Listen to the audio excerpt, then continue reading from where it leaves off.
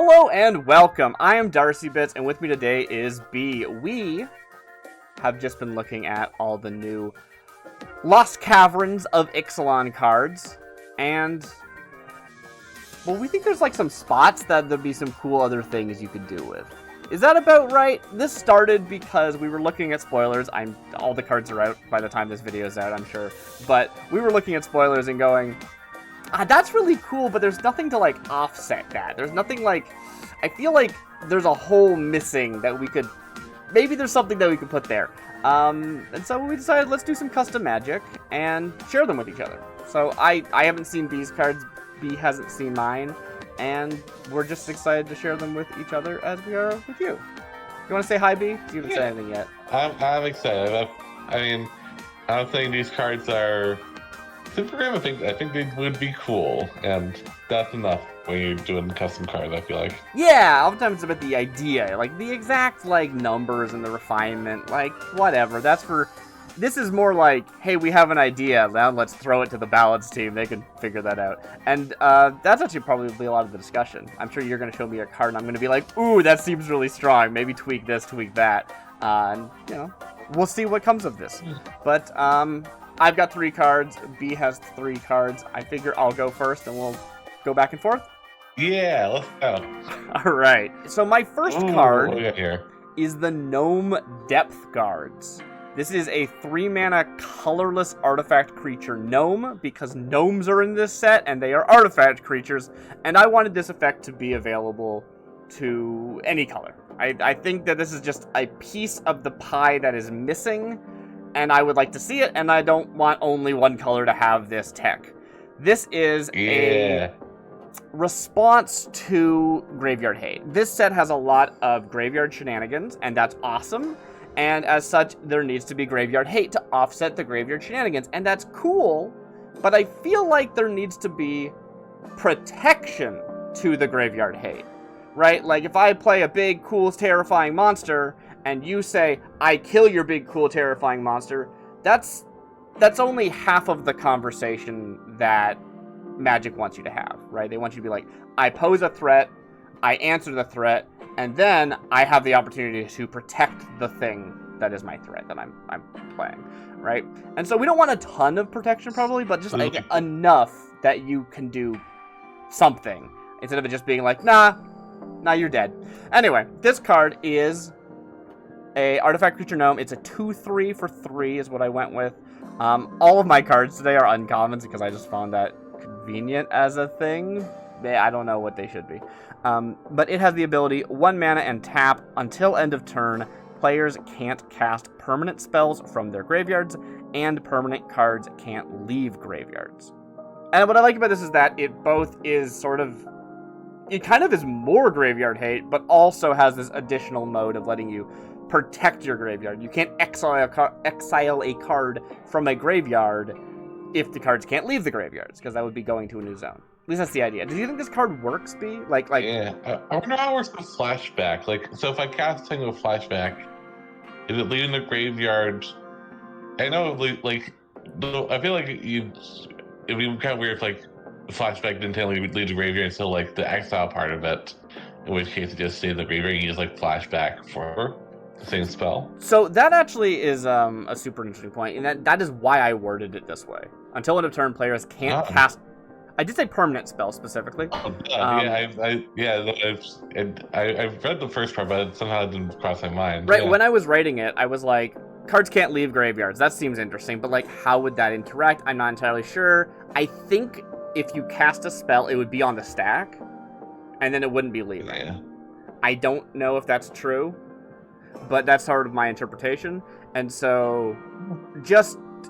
both as a covering my bases and as a, I think this is how that Wizards would word this. I think that they would say, just to be absolutely clear, this stops you from casting spells, so we're going to have it as 2 abilities. And I had enough space on the card to write both. It is worth pointing out. I don't know, I'm in just kind of Graveyard Hate because, like, it's like, it's really precisely the kind of stuff I'm into, like, not Resurrection, but, like, kind of building a big pile of stuff in your graveyard that helps you all your stuff on the battlefield.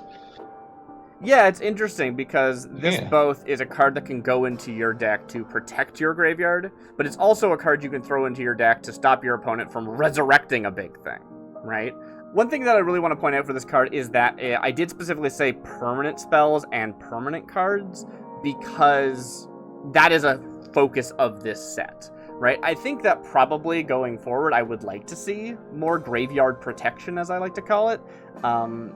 But the idea of saying this is not universal graveyard protection, this is permanent in your graveyard protection, because that's what we care about. But like a different deck, right, in the future in a different set might actually print a card that like stops instants and sorceries from leaving graveyards, right? Because there's a lot of cards that care about that, like Hadi Jin, right? Yeah. I actually just something to point out here. This doesn't prevent flashback because flashback doesn't get instant sorceries in. You're saying players can't cast permanent spells in their graveyard. That's correct. So But a disturb, it's just these spells. it would stop. Oh. Yeah, that's the whole point. Yeah, it only interacts with permanents. Which makes it... Okay, I see what's going on here, yeah. I want it to be specific to the set, right? I don't want it just to be like, yep, we universally solved the problem, because that's kind of the issue that I wanted to balk against. I didn't like how there are cards that just exile an entire graveyard. I think graveyard hate's good, but it should be like targeted graveyard hate. And the fact that it can just completely destroy your entire graveyard, all the stuff you've done, spent the entire game doing with your mill strategy, it just feels like kind of a bummer. And so, likewise, I didn't want this to be a universal answer to that either, right? If I have a card that cares about all the cards in my graveyard, this is only protecting half of them, because it's protecting my creatures and such. Maybe this should actually just say creature cards, because that would definitely power it down while still letting it do most of the thing. And if you build your deck right, you mostly do have creatures, as opposed to enchantments or That doesn't make sense, yeah. Which could be interesting. As far as the power level, I played around a lot with, like, what should this effect be? At first I thought it might be, like, instant, that you just, like, throw out in response, kind of like a counter spell. But I like the idea of it being on the field, but something you still had to sink mana into. I don't know if 1 is too little, though, for this effect. It seems really reliable, I guess. Yeah, actually, it's funny. I think this next card should go really well with this card. So, the card I'm going to introduce next would go really well with this card. So, well, that sounds great. Maybe we should jump straight to that one. Before we move on, I will say there is some flavor text I wrote for this card because I had space, which is anything the core claims stays forever, guarded by tireless sentinels. I don't really know the lore of Lost Caverns that much. The core was a thing I saw, and I was like, that seems important, but I thought that the gnomes could serve as, like, something to... If we think about the flavor of the set, when a permanent hits your graveyard, you descend. So that is, like, going into the caverns. And the depth guards are keeping them there. They don't get to then go back out of the cavern. Once they're in, they're in there. Which I think is... I feel like that works. Maybe? I would that flavor. Cool. Yeah. Well, let's see your card that you think goes well with the gnome depth guards. Okay, so this is a card called Ancestral Engineering. Okay. Which is kind of a combo-y kind of Timmy enchantment, which it's kind of like I'm into like the spirits of this set. I'm into like the flavor of like dead people just like walk around, and it's just like not spooky. It's just like part of life. They're helpful. They're still helping out. Ancestral Engineering is a 5-mana white and blue card. Cool. It's an enchantment, and artifacts you control have all abilities of all artifacts in your graveyard. Wow. And artifact creatures you control have a power and toughness equal to the number of artifacts in your graveyard. Interesting. So this overwrites the power of any artifact creature you have. Yeah. So if you have no artifacts in your graveyard, this kills all your artifact creatures. Oh, yeah. So if I gave this to my opponent and they didn't have any artifacts in their graveyard, it would kill their artifact creatures, but then those creatures would go to the graveyard and any new creatures would be buffed. This is a weird card. It's kind of weird. What does this have to do with spirits, though? Like, this is about artifacts. It is like the spirits of the past, like using their knowledge to help invent new stuff. That's like kind of what I'm in the picture with my MS Paint skills. Yeah. Like this is a spirit in the workshop working on stuff, and people looking in from the outside. Okay. And I just see Yeah. the people looking in from the outside now. That's lovely. Yeah. I'm trying to Yeah, assess and, this. Artifacts you control have all abilities of all artifacts in your graveyard. How is this, why is this the set? That this is the, like, the card that it fits? Like, you've sort of gone over the narrative, but, like, I can't remember. Are there, like, a bunch of artifacts that, like, sack themselves and end up in your graveyard or something? Or... Well, actually, here. So I think on the surface, it's just kind of like if you have a map token or something in play, you can use this kind of cheat out an expensive artifact that you self-milled. So it's like kind of, we've seen like self-milled creature decks, so like they'll kind of an artifact set, and like having like self-milled artifacts sounds fun because it's like kind of that's kind of like the next of this idea. Also, kind of a sticky thing. If you have a craft artifact in the field that you want to transform, but it's really expensive, you can mill a card with a crafting cost that's like way cheaper. I guess like there's some weirdness in it, like the material cost will be different, so animates and stuff wouldn't. Oh, that's super interesting. Yeah, because you activate the craft, which just means exile it and return it transformed. So you don't care what price you're paying to transform. That is super interesting. This is an expensive card at 5 mana, so I have a hard time saying this is broken, but I keep imagining the degenerate things you could do with this, which, I mean, cool. That's fun. People love doing that. Yeah, that's what it's going for. It's like kind of a combo card. It's not really meant to be... The way you worded this is... Yeah. It just says all abilities, so, like... Yeah. That means ETB would count, because that's a triggered ability. And any other triggered ability or activated ability, right? So a lot of the artifacts in the set... A lot of the artifacts in the set have an ETB, because they kind of just show up and hang out and don't do anything after that, right? They just kind of are intended as crafting fodder. Now, crafting is exile, if I recall, so you couldn't just, like, craft things into your graveyard to then use them, which is kind of interesting. I think that's a decent... Yeah. I've been very much not paying attention to the artifact creatures you control have power and toughness equal to the number of artifacts in your graveyard. I think that if I was going to do this card, I would just cut that second ability. Like, I feel like the first ability is interesting enough.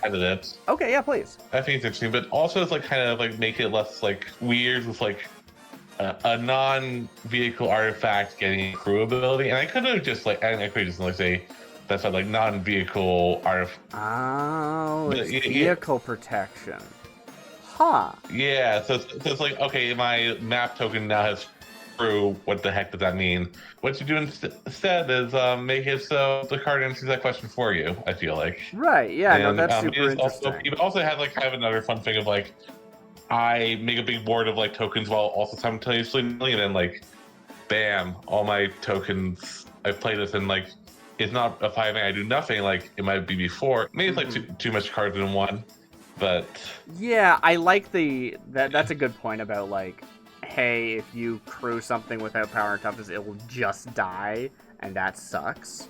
I do think that it is kind of a lot going on in the one card, because the artifacts you control of abilities of all artifacts in your graveyard is already so much stuff that having this alternate ability that's kind of unrelated. Like, yeah, you want to have artifacts in your graveyard, but like, it's about creatures, and honestly, I would say like non-creature artifacts you control the abilities of all artifacts in your graveyard. Now, that wouldn't stop the crew ability thing from happening. You'd still have to come up with something about the crew, but I think this just shouldn't interact with creatures. Oftentimes, artifact creatures don't really feel like artifacts. They just, like, technically are, but, like, they're creatures. They're not artifacts. They're creatures. Yeah. I don't know what to do about that's probably fair. Yeah. I mean, I'm making the card weaker and weaker, which means maybe it could even be a lower mana cost, which probably would make it better, because this is going to come down really late and do nothing the first turn, and then maybe be broken afterwards, but that first turn's going to be real shaky at 5 mana. Yeah, that's like the intention, is it's you gotta like make you gotta set up a board so you don't instantly die when you spend your 5 mana turn playing this. And the second ability does help that happen, right? Like, you could have this artifact creature board, and then you play this, and suddenly they become 8/8s or whatever. It's really Yeah. interesting. I don't know. Well, also, the fact this is an enchantment deck, like, also kind of on purpose is that I was thinking maybe it's artifact, but like, I think the fact that it's an enchantment in an artifact deck is also kind of a balancing factor as well. Yeah, that makes sense. It also doesn't stop it from like interacting with itself in the graveyard, which could also be some weirdness. Yeah, no, I like that a lot. Is a static ability an ability? Like, would this be an ability? If this was an artifact. Ability, yeah, like all your creatures get +1/+1. If you had an artifact that had that, then like, yeah, okay, yeah, that's just. I don't know if you think artifacts are like also lords, but Yeah, I probably would say activated and triggered ability specifically, or one or the other, depending on what you want to do with the card. If you want to just say triggered abilities, then it would ignore the crew problem. And I think there's a lot you could do with this set specifically, because again, there's a ton of these that's ETB a good point. ones. I think it kind of would be cooler, only triggered abilities and cheaper. The triggered abilities could be into that.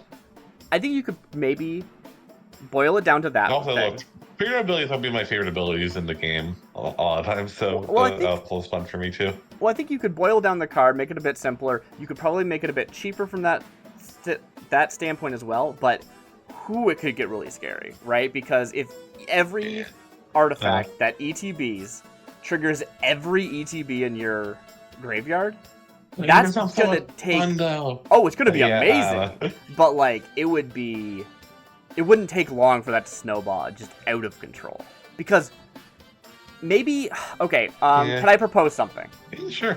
Non-token artifacts you control have all abilities of all artifacts. Have all triggered abilities of artifacts in your graveyard. Because just like not every gnome gets like a thing. Well, sounds good. I'm picturing, you play one of these artifacts that has a cool ETB, and it does its thing, and then it does its thing for all the ones in its graveyard, and that's already really cool. And then I imagine you hit the mother load and you make 8 treasures, and all of them. Yeah. That's just like, maybe you could even do something where it's like, when a token artifact enters the battlefield under your control, it gains the abilities of target artifact in your graveyard, if you really wanted to do something like that. But I think that's just overcomplicating at that point. I think this is a really cool, interesting design space that I don't think has been explored. I don't know. And it's really easy to go. Tree Skyfall, I could have missed something, but I didn't really find anything like this. Right, yeah. I mean, I haven't heard of anything like this. But I think it's really easy to just keep piling things on, and there's one really cool thing in here, and there's no reason to overcomplicate that, right? That leaves space for the next card, right? So, yeah, I would love to see this as non-token artifacts you control have all triggered abilities of artifacts in your graveyard, or artifact cards in your graveyard, or whatever the proper wording is, and then that's it. And I don't know what the cost should be, but I do like it as a blue-white thing. Maybe be like more of a 4-mana. Yeah, maybe. I'm not sure. Yeah. All right, I'm gonna move on to my second card, and my second card it answers a very specific question. So my next card, Myco Selection, is inspired by the Throne of the Grim Captain, which is a weird card from the new set that you craft using a dinosaur, a vampire, a merfolk, and the other one, pirate. Did I say that already? You craft using all the different factions. That's the point. And I think that's cool and interesting and a big build around, but also hard. And I didn't want to just make a card that was like, it's the cheat code, you just get it for free. But I did want it to be something that would go into that deck, that would support that, because I feel like that's just kind of a card that it encourages you to play all the different types, but doesn't really give you any other game plan than hoping it comes together, is how it felt reading the cards in the set. And having another tool in that toolbox seemed interesting. So Myco Selection is an X and a black enchantment. When Myco Selection enters the battlefield, search your library and or graveyard for up to X creature cards that don't share a creature type. Now, originally, this card was very different. It wasn't an X spell, and it specifically called out a vampire card, a pirate card, a merfolk card, a dinosaur card, and it was a lot of text. So now it's just cards that don't share a creature type. So it's stronger now than it used to be. You reveal them, and you note their names. If you search your library this way, shuffle, that's just text that has to be on a card. Then you put the revealed cards on top of your library in a random order. So 2 things, right? First, I wanted it to not just go into your hand, and I also didn't want it to go directly into your graveyard. I figured, like, both those things were kind of stronger than I wanted. That's just a really huge tutor if it goes directly into your hand. If they go directly into your graveyard, that also turns on the Throne of the Grim Captain immediately, because you can craft from your graveyard. But putting them on top of your deck means, A, you can draw into them, which is cool. You've set yourself for your next few draws. But you could also mill those cards if you wanted to. And I think that's, like, an interesting, like, ooh, I built this engine, right? Like, that's the goal, right? The goal of the game is to, like, build this engine and saying, I've got this mill piece, and I've got this tutor that tutors to the top of my library, and then I've got the Grim Captain's throne. I don't know. It seemed like pieces that I think come together. The weird part of this card is that it's called Myco Selection, and I wanted fungus to be involved. So, creatures with a name you noted for Myco Selection get +1/+1 and are fungi. That's fun. Once again, this is like took a ton of time to word properly. So it used to be like creatures you control, and now it's just universal. Just like if your opponent happens to play the same card as you, that'd be, well, it infects them. That's fantastic. Yeah, they're infected. They become fungus, and it is not they become a fungus creature in addition to their other types. They just are fungi now, which, if my understanding is correct, that will overwrite their creature types, but none of their other types. If they were like an artifact creature, they would still be an artifact creature, but they wouldn't be a gnome anymore, right? They would be a fungus. So does that count, like, for no matter what zone they're in? That would kind of defeat the whole point, wouldn't it? I think they'd have to be in play. Yeah. Okay. Yeah. I guess I don't know, but generally things are on the battlefield unless they say otherwise, right? Like, you don't consider. Yeah, I think you're right. Like, you really like Master Nexus worded. Yeah, it specifies, but also like you don't consider cards in your graveyard or your hand to be like +1/+1 if you have a lord on the field, right? It probably would make more sense for the like Myco Selection to be like, I'm bringing things back from the graveyard, but Grim's Captain's Call is actually the other card that goes into this package where it lets you pull things from your graveyard, which is weird because the Throne of the Grim Captain kind of wants to leave them in the graveyard, but anyway. I don't know how I feel with this card. If you pay 2 mana for it, it is tutor up any one creature and put on top of your deck, which is already good. Like, I think that's already a playable tutor in a lot of formats. So this might be too strong. Because it can have... It is kind of the mock tutor for creatures. But yeah. I guess I probably should have made they're like a maximum to the creatures, which I didn't think of, and I don't know if there's space to put that on here, because if you sink a lot of mana into this could get weird. But it's only going to let you order the top of your library. I'm not sure how broken that is. Like, if you spend 10 mana on this, like, you get to put 9 cards on top of your deck. Is that broken? Yeah, I don't really know. Yeah, I don't think so. I think more worried about like the 2 mana. Yeah, I think there's diminishing returns, so that's nice. Because originally this just pulled those specific things, and I kind of like that version better because it means if you're only running dinosaurs and vampires, you only get 2 of them, even though you spent like 4 mana or whatever it was. But with this new version, you just only spend the 3 mana and you get 2 things, right? And it could be anything, or you could spend more and you could get, a goblin and a gnome. But I don't see there's any reason why this card would specifically call out the things. It's supposed to go into the Grim Captain deck, but like the flavor of this card is just like the fungus people are going to draw sustenance from anything, right? Anybody can be turned into a fungus, is sort of the thought. So, I don't know.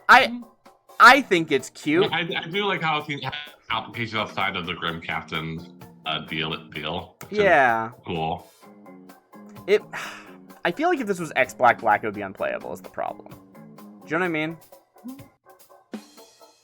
Maybe if you did like, no, I don't think technically plenty playable, actually. Like, Because if you want to get all 4 pieces, that's 6 mana. And they're only on top of your deck. They don't go into your hand, right? This just puts them on top. So you need, like, well, you have to be able to bring paths from you get to mill 2 for free just from his artifact. That's true. That effect does mill 2 already of them, so... Yeah, I don't want it to be too easy either. So yeah, maybe this should just be X black.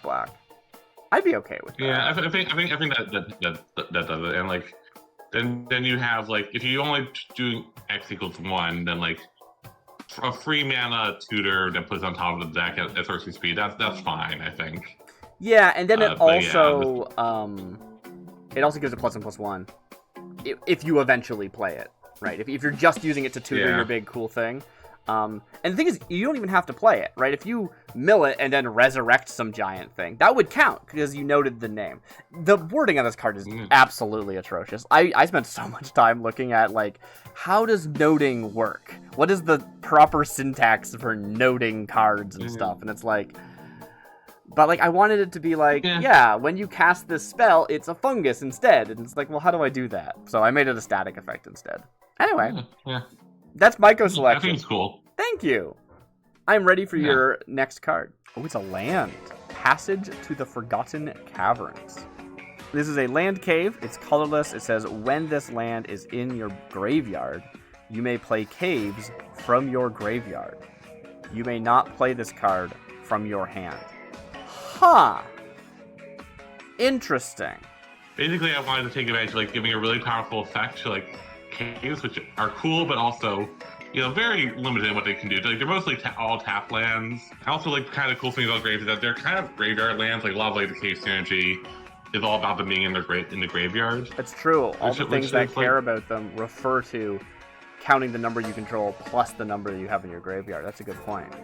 Just because they sacrifice themselves, and so this card can be played from your graveyard because it is a cave. Yeah. And it can't be played from your hand. So either you play it from your graveyard, and then it turns itself off because it's no longer in your graveyard. Yeah, so there's kind of a little skill testing there, and that, like, you can treat it like, oh, I drew a card by milling it, and that's cool. But also that means you're turning off the other ability, so it's like, kind of, do I hold off? That's super interesting. Like, the cost of not being able to play it from your hand is a big deal. Right? Obviously, if you mill it or you discard it, that's great. And a lot of things do want you to discard things. But interestingly enough, like, if you explore and find the passages to the Forgotten Caverns, you draw it. You don't get a choice involved, as far as I'm aware about Explorer, right? Like, yeah, so if you explore, you gotta kind of, like, unlock the secrets of the caverns, I guess. Yeah, no, it's just it's an interesting it, it's an interesting interaction, right? Like, if you explore and you find the passage, it's stuck in your hand. You now have to find a way of discarding it or something. I can't tell if I like this or not. Like, it is a powerful effect being able to play stuff from your graveyard, and the fact that you can keep replaying your sack lands, that's scary. I mean, okay. Yeah. Now, it's always fun to think about the most degenerate combo and be like, this card must be busted because of that one combo. So take what I'm about to say with a grain of salt. This doesn't mean it's broken, but even if you just, and I feel like this is the simplest version of anyone ever running this card, you have this card, it hits your graveyard somehow, don't worry about how you did it, like, you got it in your graveyard, like, that's, whatever, you have a discard outlet, you've got milled, who cares, it's in your graveyard, right? Then you've got any cave that can stack itself to discover, right? Yeah, which costs 4 mana at half. It does cost 4 mana, totally. And then you play that, like, spelunking, I think it's called. So your card, your lands come into play. They come into play untapped. Untapped. Yeah. And then just every turn you can do that. And yeah, sure, that costs mana, but, like, you're getting that mana back and that you're getting a discovered card of the same value. Well, same value. It could be less, but you know what I'm saying, right?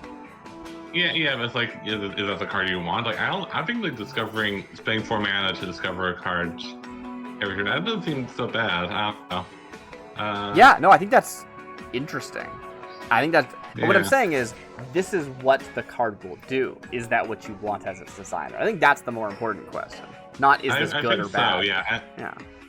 Yeah. I mean, that's what it's kind of like imagining. I didn't not to do campus flunking, but like I think it still works. And yeah, I don't know. I think like it's fun. I think like it's a good way to like, give a powerful effect, but only to like a very limited like subtype. I think that's like kind of cool things you can do with like subtypes. I mean, that's the thing. Like it would like if it was like all lands, yeah, I'd have like limited design space hugely. But like now only limits like cave design space, which is like yeah, that's a good point. You know, we'll live. Yeah. I have a proposal because for some reason, yeah, I kind of want to see the opposite, where you can only play other lands from your other caves from your graveyard, and it can be played from your hand. Like I get that you're playing with the graveyard space here, but I don't think you should be able to play this from your graveyard. I think that is actually enough of a benefit that already feels really weird. I mean, it's supposed to be good. Don't get me wrong. It's bad, but I would like to see this say, while this land is in your graveyard, you may play other caves from your graveyard. When this enters the battlefield, mill 2. Because I don't know. Like I think just it's like ETB taps. Yeah, I think this would be cool. Like if it wants you to do graveyard stuff with caves, then like give it a mill trigger. Make it help you get there. Lands are what you play at the beginning of the game, right? Yeah. I think that'd be really cool to have a land that mills as ETBs. That sounds great. I would play that in a lot of decks outside of caves, even. Yeah. That's cool. Yeah, and it might even like decks that would not otherwise be cave decks. Yeah, and like you can't run that many caves, right? I mean, I guess you could if you're playing like 5 colors, but if you're playing only like 2 colors, you can't run that many caves. So having this card go, you know what? Even if I don't hit my other caves, it still does something because I wanted to be milling cards anyway. I think that actually gives it some value outside of caves. And in those decks, if you're like, I wasn't going to run caves, but I wanted to run passages of the Forgotten Caverns anyway because I like the mill effect, why not throw some caves in? And so it encourages you to run these cards you otherwise might not have bothered with, as opposed to being a benefit for the cave deck only. Yeah, that's fair. I don't know. I think like, I mean, to be honest, like kind of the impetus of this card was like kind of like a Hogak sort of cave where like you could, or land, kind of like a Hogak land where like you can play it from the graveyard but not from hand. Right. The intended design space was that. That makes sense. Like if that was the design goal of like I want a land you can play from the graveyard, that's cool. I still think it would be fun if it could mill you. And if that was the case, I feel like you could have it be able to hit itself more than once, right? And so that's kind of I am now counter design goaling you, and my new goal is like play it from the graveyard, but it can't go infinite with itself, right? It can't just infinitely mill you, because that would be really good if you could just keep doing that. I guess it's not forever. You'd have to sack it again. Yeah. So maybe that's fine. Maybe it could just be that. Well, maybe. I don't know. Yeah. But I don't know. I think I at least think like it's interesting, and like it's certainly interesting. Like testing this card. Yeah. Yeah. Yeah. I mean, like that's said before, right? Like a lot of custom design is not about finding the perfect card. It's about encouraging discussion and conversation and like thinking about things, right? Like I now have all sorts of derivative ideas because of this one card, right? I have these other different directions we could go with it, and they're not necessarily better or worse. It's just like you encourage me to do that. You encourage me to like have other ideas. You know what I mean? And that's the best of it. Yeah. I am going to share my last card with you now. It is also a fungus card because I think the fungus in the set are criminally underutilized. This is Choking Spore Wall. It is a 3-mana green 0/4 fungus wall. Guess what? There's no walls in Lost Caverns of Ixalan. If you know anything about me, I like walls. I like them, and there's no walls, so I had to make one. This is a Defender Death Touch creature. Okay, let me back up before I talk about this card and anything else. I want to just say, I wanted to make a board wipe, and so I had this idea. I was like, I want a board wipe that's based off descend, not descend number, which we do have with like, there's the Chupacabra Echo or something, where it ETBs and it does like it gives -X -X. X is the number of permanents in your graveyard. But I want descend the triggered ability, like you descend every time a permanent hits your graveyard, right? So I wanted to do something with this idea that whenever you have like a board wipe that everyone gets to choose a card, like permanents in play based on the number of times they descended, and then everything else gets sacrificed. And that was the initial idea, and that just kept being weird and bad. And I was like, well, what if it's slower than that? What if like every turn everyone loses their stuff, but they have their entire turn to do some descending before it happens to protect their stuff? And that just got really, really complicated, and the text got longer and longer and longer and longer. And I ended up in a completely different direction, because especially I wanted to make sure I wanted to make it a permanent. Originally this was going to be an artifact, but it ended up becoming a fungus wall. Anyway, Choking Spore Wall is what I landed on, and it is a 3-mana 0/4 with Defender and Death Touch. Whenever you descend, Choking Spore Wall gets +1/+1 until end of turn. Then it fights another target creature. Yeah, I'm into this. So I wanted to make sure it was... let me just go back to my design goals a little bit further. Not only did I want to make like this weird board wipe that would care about descend, I wanted it to be green. I was like, how do I make a green board wipe? And this is not one, but it's like, it's slow enough that like over a long enough period of time, it is a board wipe, right? Especially because it's anytime you descend, which I don't think there's a trigger for whenever you descend in the game right now. Like, that's not something they used, if I recall. They have, like, at the beginning of the end step, if you descended this turn, and that was it. This is when you descend, it happens, which I think is a fun trigger. So originally this like, spat at people. It was like, just deal 1 damage to things, and they just died, and I was like, why is it a death touch instead of destroy? It's like, it's green, I want it to be green.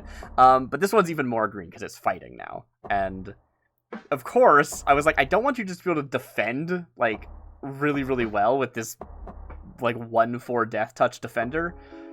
So instead it gains the buff temporarily when you descend, just in time to punch someone to death, right? I feel like I've gone on a bit too much. Sorry, you were gonna say something. Yeah, no, I like the fact that it's like, so this might be controversial, but I'm into the idea of in card games, not just Magic, but in general, like the idea of in card games like factions, every deck should have like every kind of card in it, but if you do something outside your color, you have to. It's a cool way of having a raft that you really have to work for, because like, you know, it's a fight, not a bite. So every time you have to like raise this toughness up, or be really careful what you're dealing with, because yeah, if you like, especially if like, you know, you have other creatures. Your opponent has stuff with Death Touch also, and like yeah, the trick of this is exactly what you said, that it's like, yes, I'm giving it a toughness buff every time you descend as well, so it's not too bad, but you know, you fight something, if you fight a 4/4, the 4/4 dies, and has 4 damage marked on it. Next time you descend, this goes up to basically like a 2/2 that then tries to fight something and probably dies. But the other trick of this card that is like really easy to miss, and this might be bad design because people will play it wrong and not realize, this is not a May, right? This is when you descend, it gets +1/+1 and it fights. So if you descend and there's nothing on the board except for your own stuff, this thing punches your own stuff to death. And that was intentional. That can change in reaction, because then your stuff's gonna like go in the graveyard and that descends too. That's true, unless it's a token. But this was intentional, because the original design was, I want to do a board wipe that is, it's universal board wipe, but you save things equal to the amount of times you descended, right? So like, I wanted this universal board wipe idea, and having this be able to hit your own stuff was an intentional choice. I want it to be dangerous. Not like actually, like it's, you know, symmetrical effects are always better for you than your opponent, but you know, like conceptually. Yeah, and it's like a work with, which is good. That's good. That's, if you want to have like this kind of removal in green, you gotta like do that. I could actually see it being a good card, but maybe that's like. Yeah, honestly, Black already has ways to remove stuff, so maybe that's not really necessary. Well, if you look at my cards, like the last two I shared, they both are basically Golgari cards, and I really was like, I'm gonna make one black and one green. That was it, right? Yeah. I made the tutor one black, and I made the fight one green, the death touch one green. But it super is. You're right. It's very Golgari both. Yeah. Well, no, I think I like this. Yeah, I definitely like this better as mono green just because like, you know, black already has like ways to remove stuff, and like There's a lot of this cards. is not outside green's wheelhouse. I think There's a lot of cards that like obviously are associated with one faction that's like multiple colors, and the card's still only one color because like it's just more versatile, you know. Okay, so this is might sound weird at first, and may it sound like it, but so two changes. One, Yes. instead of getting +1/+1 until end of turn, it gets a +1/+1 counter. Ooh. Also, at the end of the turn, it loses all +1/+1 counters. Why then? So a couple things. First, I feel like you can kind of make this card a bit messed up if you just put +1/+1 counters on it, and it's just like a big thing that solves out the game, which maybe it's not broken, but kind of seems. Okay, but you suggested that, not me. That's not what the card does. No, and it's current state. If I put +1/+1 counter on it, then it's just like. Oh. Like from another card. I see what you're saying. You want it to lose all of its counters, no so, matter where they're from. That's kind of clever. I could see that being. Yeah, but also it's fun because it has like every like kind of hard and scale effect also kind of works with this, and that's like could be a cool synergy. I don't know. Yeah, I could see that. This does have space for more text, so like I'm not super worried about that. Although it does sound like it's getting a bit complicated. Something else I want to mention is that one of the earlier versions, it was like every turn this thing fights, right? And then it was at the beginning of your upkeep, it gets sacrificed because it was supposed to be like wipe the board, but it like happens on each player's turn as opposed to happening on your turn immediately at sorcery speed. But this one just sticks around because it has the ability to die really easily. It's pretty fragile. Yeah. Yeah, I see what you're saying. I'm super. Yeah. I'm honestly very interested in this idea of like defender with death touch. Unless I'm mistaken, there aren't any. Like that's just not a combination. Yeah. Well, I mean, it's kind of for the reasons I'm talking about. Where it's like if you put +1/+1 cards on from like that, you know, are going just in any format, that kind of solve the game. I guess. I mean, no more than any other death touch card, though, right? I mean, if it's like, it's like a one like have the typical deal that's like, you know, it's just an creature to deal with. Sure, totally. Yeah, I don't know if 4 toughness is too big for that. Maybe it is. It's an interesting point, though. I do think there's something interesting about saying like remove the counters every time. It's just like busy work. I don't know. It might actually be fine as it is. I don't know. Maybe like whatever. There's like I don't know. It doesn't protect itself. Like it's really that big a problem. Maybe players should just pack removal like they always should. So yeah. I don't know. No, I think it's really cool. I think there's some really cool green removal here, and the fact that like it's skill testing, like finding like the right line, like the right order to like kill stuff in, sounds cool and fun, and like yeah. Yeah, it already seems pretty complicated. I don't know if I want to get it more complicated. I do really like your point though about like this shouldn't really be able to have counters. That's probably gonna mess it up. I do like the idea of being able to buff it so that like protect it and stuff. Like here's what's gonna happen, right? Is you're going to do something where you give this like indestructible and it just goes off killing things forever. Yeah, well, I mean, if it doesn't have any good target, then it stops. It's not gonna like draw the game. That's true. Yeah, I don't know. It might be really impossible to deal with eventually. Where it's just like if I play anything, it just dies instantly, and it's like, well, yeah. Also, like that takes like because again, like you gotta like have the sack or a mill or a discard outlet to. True. It's not just like a tap ability or anything. Yeah. So I mean, yeah, it's like that, and like that's all the stuff you need to get that going. That's all your opponent can attack too. So yeah, I think it's probably fair. I think that what I suggest is probably more like if we find in playtesting that it's kind of busted, maybe that's the thing we can do. But yeah. Yeah, cool. Let's see your last card. Bring us home. Yeah. So this is. Be happy to know. This is also a spore, a fungus synergy. Nice. This is like kind of my like silly, splashy card. Probably Yeah, there's a bunch of levers to change. It probably will need to like change them. So yeah, It is a just lot of go on. text. Yeah. It is one of those cards I look at and go, I don't want to read that. This is the Spore Mother, a 3-mana green and black 2/2. It's a fungus god. Is the Myco Tyrant's not a god, right? No. No, they're just It's a just big fungus thing. Okay. So there's a fungus god now. Cool. Whenever you descend, Yeah, if you don't get this hey, one on the yard, sorry, we both did whenever you descend. That's so funny.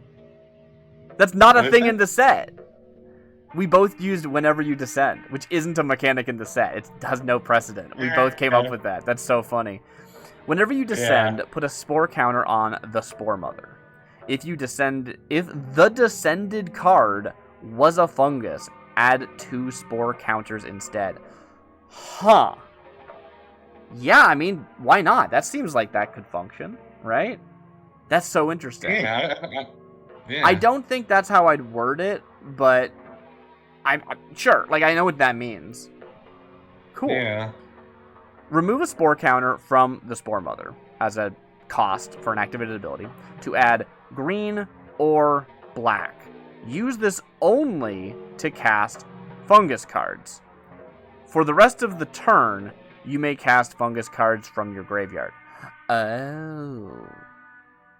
Interesting. Huh. If the Spore Mother would be removed from the battlefield, you may remove a spore counter from a creature you control instead. That doesn't work. Really? Okay, let's go through this line by line. First, making spore counters, that's cool. Spore counters are fun. They're more of a Talid thing, which are fungus, but there's no Talids in this set, so it does feel a bit weird, but that's fine. And then you're some standard crossover. Yeah, and then you're encouraged. I mean, same with Myco Tyrant, right? The Myco Tyrant cares about the number of funguses or fungi or saplings you control, and there are no saplings in this set, right? It's sort of like the Kamigawa rogues or ninjas thing, right? We're just like, we don't know how many ninjas we're gonna do, but we don't want these cards to be useless, so they're also rogues, I guess. Samurai. Yeah, exactly. So that totally makes sense to me. And the idea that you are encouraged to run fungus, like, I think that's a fun, like, here's your payoff for this. But not only that, you want to be milling fungus because you have this way of playing fungus from your graveyard.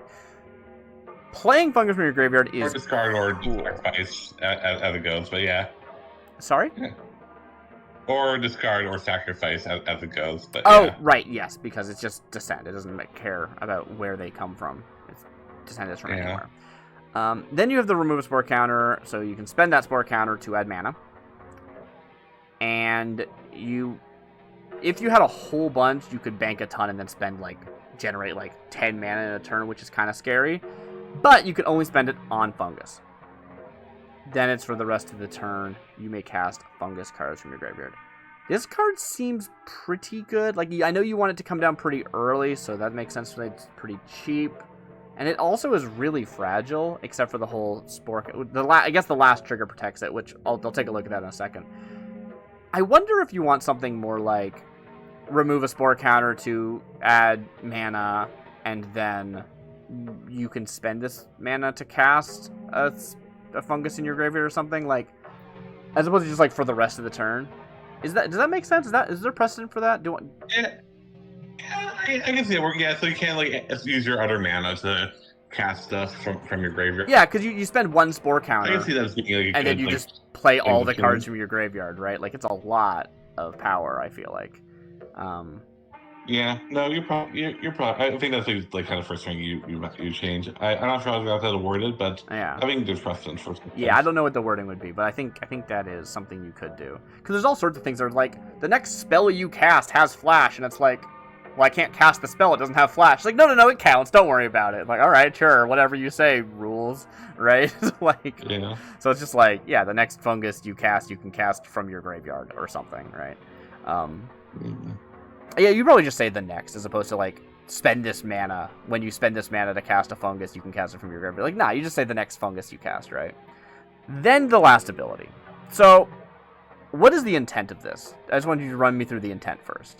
So basically, if I bounce or exile or kill it, I can remove a spore counter to make that happen. Okay, so that's the problem, right? The bounce, sure. It would leave, we remove a spore counter. Cool. Exile, great. It would be exiled, we remove a spore counter. It would be destroyed.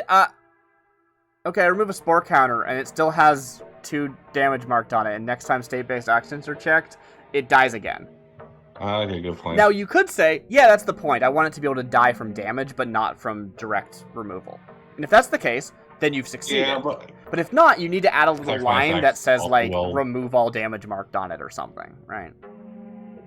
Like, regenerate, right? Like, what you're describing is regenerate. You want every spore counter to count as a regeneration shield. Except it also is more strong than that because it also affects exile and bounce. And I kind of think I wanted this to just read... remove a spore counter, regenerate.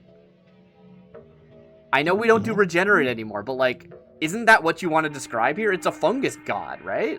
Yeah, I think maybe better would be, like, move a spore counter hexproof now that I'm thinking about it. Sure, that would work. Or protection. And, like, yeah, I think that's, like, vulnerable to, like, or like, wipes and stuff. Yeah. rafts, but, like, that's probably, I guess, I don't know, yeah. Yeah. It might be too powerful. It might be too frustrating to play against in this current state, and if it was working as intended anyway. Yeah. So yeah. This card's cool though. Like I like the idea of fungus being able to cast from their graveyard, and so you have this main build around that lets you cast fungus from your graveyard. That's cool. I feel like if this card existed in the set, I would immediately want to make a fungus deck and be disappointed that there's not enough cool, interesting fungus to care. Is kind of my worry about this. And that's not your fault. I mean, the thing is, like, right? It's just like, if the goal of this is to design cards that are missing. Like, in this card, too, was also kind of what I was thinking about that. It's like, this would be great as a commander card. I don't know if it's useful as a set card, right? Like, what do you do with it? Yeah, I guess. I mean, it's like, I do kind of like, I mean, kind of my thought process was like, there are, like, while there are, like, kind of, like, interesting funguses, there are, like, a lot of, like, you know, common and uncommon draft shafty funguses, and like I think like that could be like kind of cool. I don't know. I'm into like the idea of like rares and standard that like make all the draft shaft useful. Yeah, I mean you make a fair point in that like there is the Myco Tyrant. Obviously they want you to try to make a fungus deck, but like let me just do a quick Google here. Not Google. I'm gonna go on Scryfall real quick. I think there's. I'm just gonna go set. LCI, type, fungus. There are 7. Really? Oh, I thought there were more. I mean, to be fair, I don't know how that compares to, like, others. Like, how many pirates are there in the set? Oh, there's tons. There are 15. So, yeah, like, twice the number, right? And I think that's kind of my problem with the fungus. And I think us saying, hey, there should be more cards that care about fungi, that makes sense to me. Like, we both sort of keyed into, but what about the fungus? The fungus seem cool, right? They're not one of the, like, not A tier as in, like, powerful, but, like, they're sort of, like, there's the first line factions, and then there's the, like, tertiary factions, right? The primary factions. It's like gnomes, which aren't really, they're not really a faction, they're just, like, a aspect of the world, right? And then you have like the cat people, and then that's kind of it. Yeah, you got your 4 main factions, your pirates, your merfolk. Are there even very many merfolk in this set? There's like way fewer than I would have expected. I feel like there's also kind of a ton. I mean, you know, check. How many merfolk were there? I feel like I can't think of many merfolk that came out. There are 11 merfolk in this set. Okay, I always forget just like how few of a card you need for it to like work, because if you're playing in like constructed, you get 4 copies of them, right? So like the best decks always are like, I run 3 unique cards and 4 of each of them, and that's my whole deck. And you're like, all right, I guess. You know what I mean? So like, I guess it doesn't matter as long as there's enough good fungi. Then something like the Spore Mother could be a great piece. Yeah. Weird. I think like, you know, like, so I think there is like kind of a precedent in the Magic of like having like stuff that's meant to interact with like text and feature sets. Totally, yeah, like right? Especially when it's like, this was made to exist in Standard, but it's also made to exist in Limited, which is in its own little vacuum, right? But not every card is expected to be good in Limited, right? And I mean, like, this could do stuff in Limited, like, you know, again, like the kind of draft shafty fungus, like, you know, most of them are common and uncommon, and they're not as bad as they are in. Actually, just to be like kind of clear, if you don't get what's going on in the yard, is evoke like the special treatments of the gods. Okay, sure. This doesn't turn into a land though, huh? See, you could have done that actually. You could have had it turn into a land, but it keeps all its spore counters, and then you spend spore counters to like flip it. And it keeps it has the same ability on the other side. So it can still gain spores? Yeah, I think so. It keeps gaining spores while it's dead, but you can't spend them for anything except for flipping it. That'd be sad. I don't know, like, when it flips, if there's, like, something about, like, well, it's flipped back again, and you just immediately spend the rest of the spore counters making mana. Part of me feels like this should tap, but I also feel like that's too... I don't want you to only be able to do this once a turn. I guess if it does last until the end of the turn... You know what? Okay, I have a new idea. B? New pitch. New pitch? Whenever you descend, you get the spore counter, that's the same. Then the next ability is remove one or more spore counters from Spore Mother, tap. Add that much in any combination of green or red mana, equal to the number of spore counters removed. Green or black, yes, thank you. Is equal to the number of spore counters removed this way. You may cast Fungus from your graveyard for the rest of the turn.